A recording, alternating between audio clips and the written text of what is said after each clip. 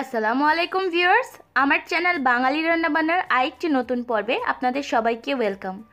বাঙালি রান্নাবান্নার আজকের আয়োজনে থাকছে সজনে ডাঁটা দিয়ে নিরামিষ, আর এটা খুবই অল্প সময়ে তৈরি করা যায় আর খেতেও অসাধারণ লাগে।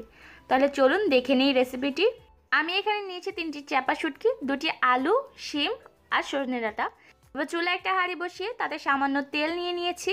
এবার এর মধ্যে দিয়ে দেব 2 টেবিল চামচের মতো পেঁয়াজ কুচি। এবার পেঁয়াজটাকে একটু ভালোভাবে তেলের মধ্যে ভেজে নিব। এবার এর মধ্যে দিয়ে দেব সামান্য লবণ, লবণটা স্বাদ অনুযায়ী আপনারা দিয়ে দিবেন। এবার এর মধ্যে চাপা শুটকিগুলো দিয়ে দিতে হবে। চাপা শুটকিগুলো তেলের মধ্যে একটু ভালোভাবে ভেজে নিতে হবে। যখন পেঁয়াজটা নরম হয়ে আসবে তখন এর মধ্যে দিয়ে দেব হাফ টিস্পুনের মতো আদা রসুনের পেস্ট। এবার আদা রসুনের পেস্টটাকে ভালোভাবে তেলের মধ্যে ভেজে নিতে হবে, এতে করে আদা রসুনের কাঁচা গন্ধটা চলে যাবে। ভাজা হয়ে গেলে এর মধ্যে দিয়ে দেব 1 টিস্পুন হলুদের গুঁড়া আর দিয়ে দেব 1 টিস্পুন মরিচের গুঁড়া। এবার সবগুলো উপকরণ একসাথে ভালোভাবে মিশিয়ে নিতে হবে। সবগুলো মশলা আমি ভালোভাবে মিশিয়ে নিচ্ছি। এবার এর মধ্যে দিয়ে দেব সামান্য পানি। পানিটা ব্যবহার করেছি মশলাটাকে কষানোর জন্য। এবার মশলাটাকে মিডিয়াম আঁচে 5 মিনিটের মতো কষিয়ে নিতে হবে।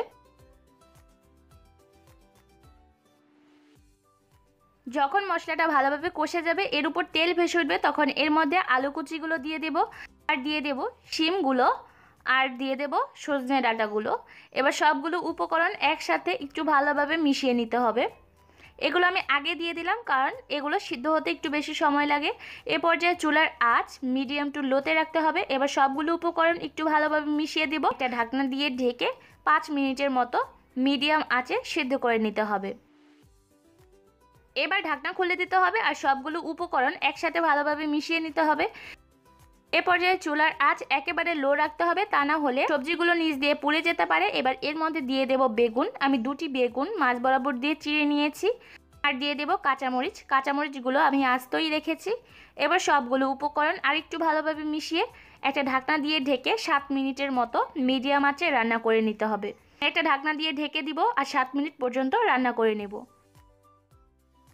ঢাকনা খুলে দিতে হবে। সবগুলো উপকরণ মোটামুটি প্রায় সিদ্ধ হয়ে এসেছে। এবার সবজিগুলোকে আরেকটু নেড়ে দিব। এ পর্যায়ে চুলার আঁচ একেবারে লো রাখতে হবে, তা না হলে সবজিগুলো পুড়ে যেতে পারে। সবজিগুলোকে আরেকটু সেদ্ধ করার জন্য এর মধ্যে দিয়ে দেব প্রায় 1 কাপের মতো পানি। পানিটা আপনারা নিজেদের প্রয়োজন অনুযায়ী অ্যাডজাস্ট করে নেবেন। এবার সবগুলো উপকরণ আরেকটু একসাথে মিশিয়ে দেব আর এর মধ্যে দিয়ে দেব ধনেপাতা কুচি। আমি এখানে 1 টেবিল চামচের মতো ধনেপাতা ব্যবহার করেছি, তবে আপনারা চাইলে ধনেপাতা নাও দিতে পারেন, তবে দিলে এর টেস্ট ভালো আসে।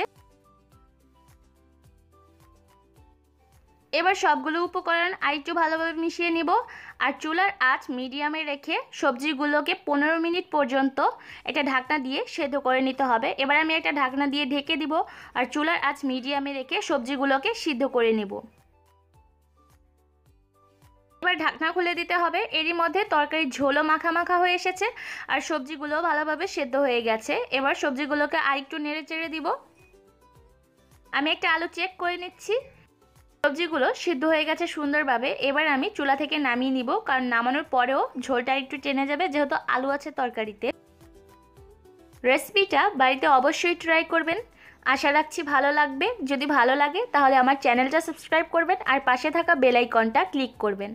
আর আমার রেসিপিগুলো নিজের ফ্রেন্ডস অ্যান্ড ফ্যামিলির সাথে শেয়ার করবেন।